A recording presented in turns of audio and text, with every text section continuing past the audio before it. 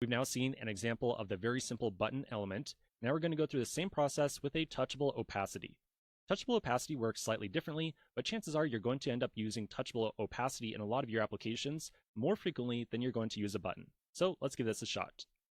I'll flip back over to my home screen component, and at the top I'm going to add in an import for touchable opacity from React Native as well. Then right after my button, I'm going to place a touchable opacity.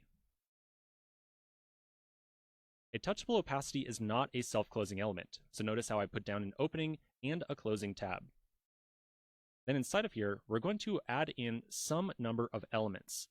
Whenever a user taps on any of the elements inside of here, the touchable opacity will detect that tap and give us some kind of notification in the form of a onPress event, just like the one we assigned to button right there. So in this case, I'm going to add in a text element inside of the touchable opacity. I'll then give it some text like about, what do we show in our mockup back over here? Go to list demo. Let's do that. Go to list demo. Okay, so let's save this as is and see what happens. So I can now see that text up here in my application. Notice how by default, that text gets no styling. So that's one benefit to using the button element. The button element by default has some nice styling tied to it. If I now tap on that text, you'll notice that it kind of fades out very briefly and then comes back in. That behavior is added in by the touchable opacity. The word opacity inside there indicates that whenever you tap on an element that is listed inside of touchable opacity, it's going to very briefly kind of fade out.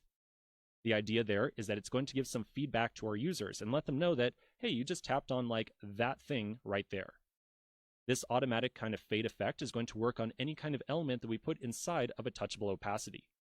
So if we also put in, say, some kind of image or an icon, and then tapped on it, it would have a very similar fade out effect. So that's kind of a nice benefit to using the touchable opacity. We can show any kind of element inside of it, and if a user taps on it, they're going to get an immediate little piece of feedback. So now to detect a press event, we're going to assign an onPress prop, just like we did for our button, to the touchable opacity. So inside of touchable opacity on the opening tag, I'll say onPress. I'll then assign an arrow function. And I'll do a console log inside of here for right now as well. And for this one, I'll say list pressed, like so. So I'll save that. And now if I tap on that text and then flip back over to my terminal window, I'll see list pressed. Perfect. All right. So this is a very simple demonstration of some of the differences between button and touchable opacity. The big difference is that a button is going to essentially just show some pre-styled text inside of it, and that's pretty much it. The touchable opacity, on the other hand, is going to allow us to put in any kind of element we want inside of here.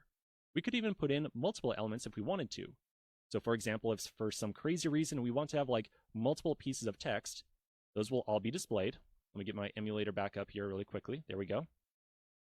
All three pieces of text are displayed, and if I tap on any of them, that entire block of text is going to fade out.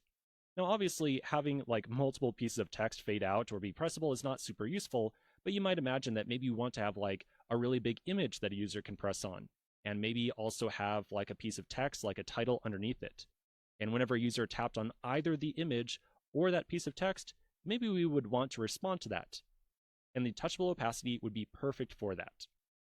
So right now, we're just kind of trying to get a better idea of how the touchable opacity works, but we're going to get some good examples of the power of it in some later applications that we put together. Okay, so now we've seen both our button and our touchable opacity.